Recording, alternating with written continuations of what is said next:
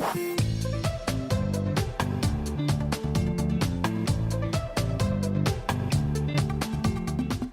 what's up, everybody? Steve Schwartz here from LSAT Unplugged, joining you today to share your 170 plus LSAT study plan.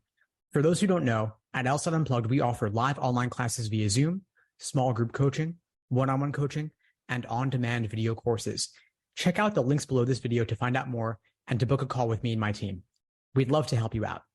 So your 170 plus LSAT study plan, here we go. All of my recommended LSAT study plans follow the LASER approach to LSAT prep. LASER is an acronym standing for Learning, Accuracy, Sections, Exams, and Review. And it is really important that you follow all of these steps in this exact order. Far too many students jump straight to taking exam after exam, measuring their results, being happy or sad about those results, and then moving on to the next exam. They neglect review, and they neglect learning and accuracy and individual sections. In a way, it's like putting the cart before the horse. You've got to build the foundation first, and that's what the learning phase of the LASER approach helps you do. In the learning phase, you are focused on building a strong familiarity with the different LSAT sections, the different LSAT question types. At this point, students are typically using one of those 500-page phone book-sized LSAT prep textbooks, or maybe they're using one of the free courses like Khan Academy, something like that. In truth, it doesn't really matter what you use to build the foundation at this point, because you're just learning, okay, logic games are on the exam, logical reasoning's on the exam, and reading comp is on the exam. Cool. Then you're learning about the different question types on the exam. Of course, some resources do it better than others, but any misconceptions you get from using a low-quality resource, you can typically make up for later. That being said, of course, it would save you some time if you studied the right way from the beginning. I actually wrote an LSAT prep book of my own called Mastering the LSAT. It's available on Amazon for something like $10.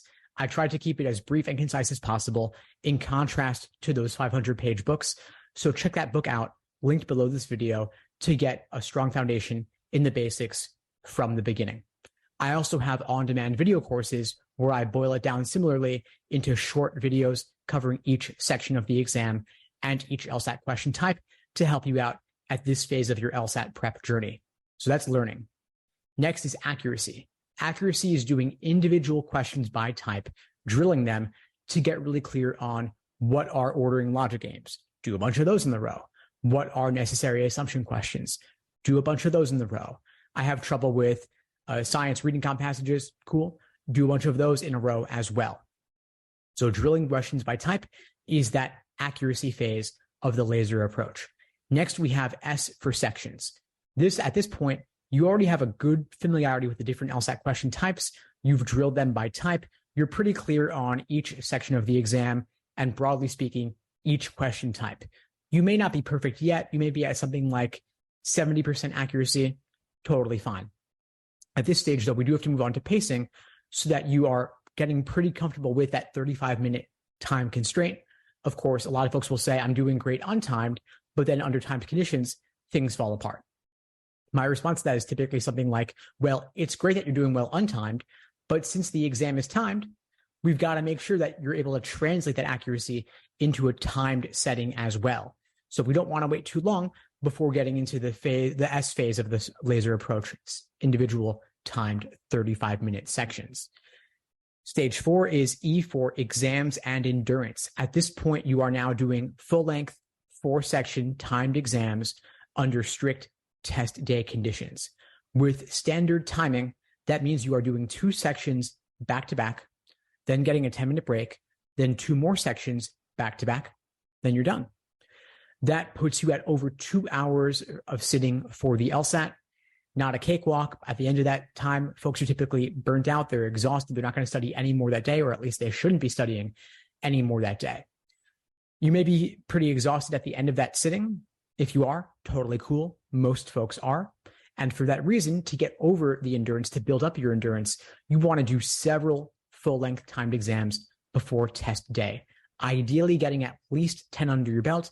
And if you're aiming for 170 plus, I recommend getting at least 20 under your belt before LSAT test day. You could do 1 a week if you're busy, or ideally at least twice a week if you have the space available in your schedule assuming that you have time to review in depth as well, which brings us to the fifth and final stage of the laser approach to LSAT prep, review. Students typically neglect this one far too much. They'll look at the answer key. They'll say, oh, I get it now. How could I have been so dumb? They clear it out, then they move on to the next thing. But they're not spending enough time truly learning from their mistakes. I have a framework I've developed called the Socratic review method. I integrate it into my coaching and into my courses, where we aim to show you how to review better by making sure that you are asking the right questions at every stage of your review process. So if you had trouble in logical reasoning, for example, you want to ask yourself, was my issue with this question in the stimulus, the question stem, or the answer choices? If it was in the stimulus, what threw me off? Was it LSAC's failure to include key indicator words like for the conclusion, for evidence, for sufficient conditions, for necessary conditions? Did they bury the conclusion in the middle of the stimulus? Did they use annoying words like except, unless, until, and without that are not directly sufficient condition indicators or necessary condition indicators and require a little bit of translation? Did the stimulus require taking the contrapositive in order to better link conditional statements together? If your error was in the question stem, was it that LSAC used some confusing wording for that question stem to refer to what is actually a familiar common question stem type? Or is it that you're not clear on what exactly that question stem type is asking you to do? For example, a lot of students are confused about the difference between necessary assumption questions and sufficient assumption questions, which are in reality asking for very different things. And finally, the answer choices. You want to ask yourself, what was tempting about the wrong answer choice that made you pick it, and what ultimately makes it wrong? And what was unappealing about the right answer choice that pushed you away from it, and what ultimately makes it correct? So you have traps of encouragement towards the wrong answer and traps of discouragement away from the right answer.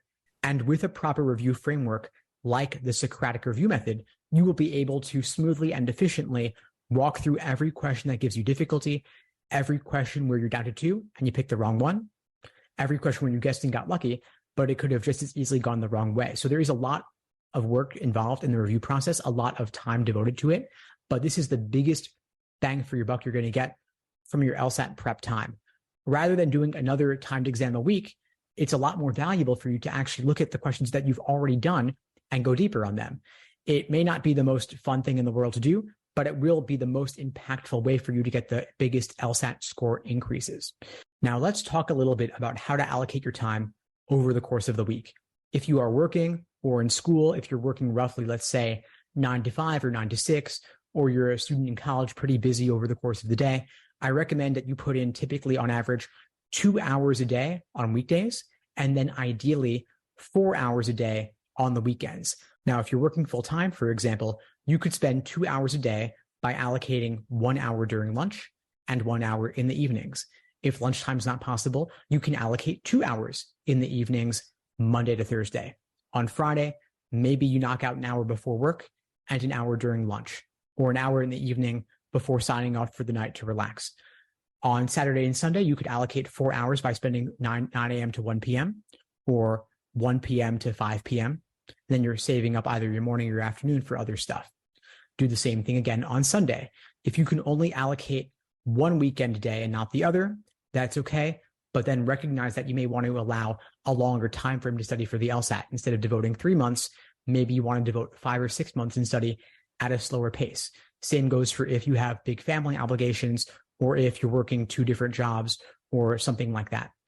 Ultimately, everyone's LSAT prep schedule will be different depending on their obligations. And if you need to allow more time, don't be afraid to do it. In my experience, the students who get the highest LSAT scores typically study over a longer time frame at a more relaxed pace rather than trying to knock it out in 2 to 3 months. This is not an exam that you can cram for, but if you put in the time, you will get the results, provided that you studied the right way. And again, I'd love to help you out. Check out the links below the video to find out more. And if you found this video helpful, please do me a favor, like the video, leave a comment, and subscribe to the channel. It really does help with that YouTube algorithm, and I really do appreciate it. In the meantime, I wish you all the best and take care. Thanks for tuning into the show. Please subscribe if you haven't done so already to be notified of new episodes as I release them. And feel free to reach out if you need anything at all as you move forward with your prep. I'm happy to help however I can.